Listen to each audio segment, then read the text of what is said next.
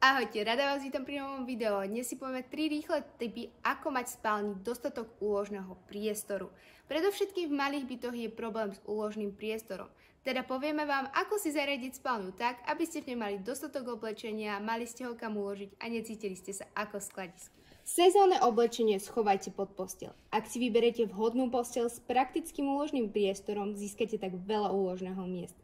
Najviac je takýto úložný priestor úplne bezpečný, napríklad aj pre sezónne oblečenie, ktoré by mohlo v tmavej a vlhkej pivnici splesnivieť a všade inde v byte by zbytočne prekážalo.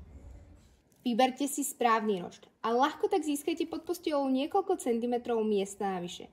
Ak si navyše vyberiete kvalitný rošt, ktorý sa hodí k typu vášho madraca, zaistí vám pohodlný spánok a predĺží životnosť madraca aj postele.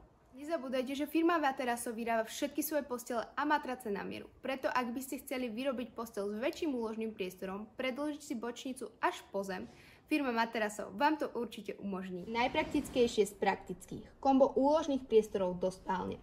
Pre dostatok úložného priestoru v spálni vám pomôže predovšetkým správne zvolený nábytok.